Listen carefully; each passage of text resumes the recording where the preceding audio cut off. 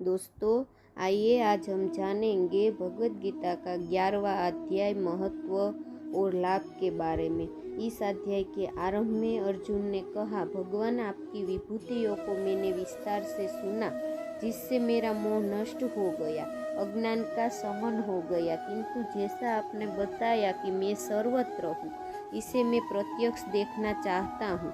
यदि मेरे द्वारा देखना संभव हो तो कृपया उसी रूप को दिखाइए। अर्जुन प्रिय सखा था, अनन्य सेवक था एवं योगेश्वर श्री कृष्ण ने कोई प्रतिवादन न कर तुरंत दिखाना प्रारंभ किया कि अब मेरे ही अंदर खड़े सप्त ऋषि और उनसे भी पूर्व होने वाले ऋषियों को देख, सर्वत्र फैले मेरे तेज को देख, मेरे ही शरीर में एक स्थान पर खड़े तू चराचर जगत को देख। किंतु अर्जुन आंखें ही मलता रह गया। इसी प्रकार योगेश्वर श्री कृष्ण 3 श्लोकों तक अनवरत दिखाते गए, किंतु अर्जुन को कुछ भी दिखाई नहीं पड़ा। सभी विभूतियां योगेश्वर में उस समय थी, किंतु अर्जुन को वे सामान्य मनुष्य जैसे ही दिखाई पड़ रही थी। तब इस प्रकार दिखाते दिखाते योगेश्वर श्री कृष्ण सहसा रुक जाते हैं और कहते हैं, अर्जुन, इन आँखों से तू मुझे नहीं देख सकता है, अपनी बुद्धि से तू मुझे परख नहीं सकता। लो, अब मैं तुझे वह दृष्टि देता हूँ जिससे तू मुझे देख सकेगा। भगवान तो सामने खड़े ही थे। अर्जुन ने देखा, वास्तव में देखा। देखने के पश्चात क्षुद्र त्रुटियों के लिए क्षमा याचना करने लगा, जो वास्तव में त्रुटियां नहीं थी। उदाहरण के लिए, भगवान, कभी मैंने आपको कृष्ण, यादव और सखा कह दिया था, इसके लिए आप मुझे क्षमा करें। श्री कृष्ण ने क्षमा भी किया, क्योंकि अर्जुन की प्रार्थना स्वीकार कर वे सौम्य स्वरूप में आ गए और धीरज बंधाया। कृष्ण कहना अपराध नहीं था, वे सावले थे ही, गौर कैसे कहलाते, यदुवंश में जन्म हुआ ही था। श्री कृष्ण स्वयं भी अपने को सखा मानते थे। वास्तव में प्रत्येक साधक महापुरुष को पहले ऐसा ही समझते हैं। कुछ उन्हें रूप और आकार से संबोधित करते हैं, कुछ उनकी वृत्ति से उन्हें पुकारते हैं और कुछ उन्हें अपने ही समक्ष मानते हैं। उनके यथार्थ स्वरूप को नहीं समझते हैं। उनके अचित्य स्वरूप को अर्जुन ने समझा तो पाया कि ये न तो काले हैं और न गोरे, न किसी कुल के हैं और न किसी के साथी है, इसके समान कोई है ही नहीं।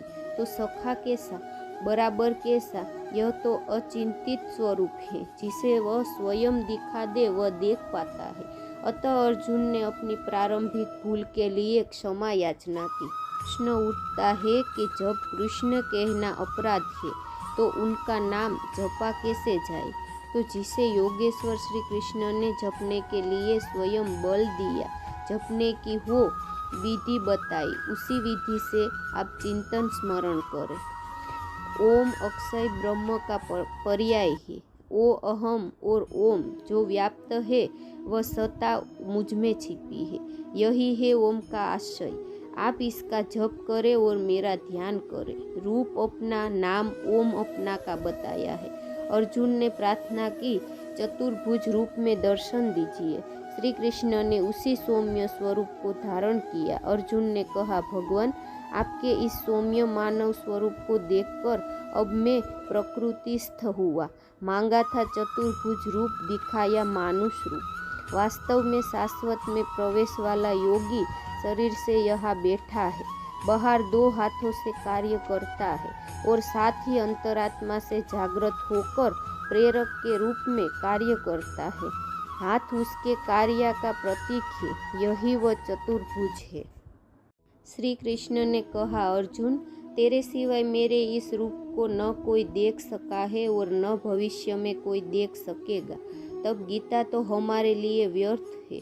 किंतु नहीं, योगेश्वर कहते हैं, एक उपाय है, जो मेरा अनन्य भक्त है, मेरे सिवाय जो दूसरों को किसी का स्मरण न करके निरंतर मेरा ही चिंतन करने वाला है, उनकी अनन्य भक्ति के द्वारा मैं प्रत्यक्ष देखने को, तत्व से जानने को और प्रवेश करने को भी सुलभ हूँ। अर्थात अर्जुन अनन्य भक्त था। भक्ति का परिमार्जित रूप है।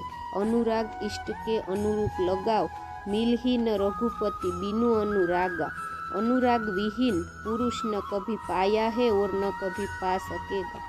अनुराग नहीं है तो कोई लाख योग करे, जप करे, तप करे या दान करे, वह नहीं मिलता। अतः इष्ट के अनुरूप राग अथवा भक्ति नितांत आवश्यक है।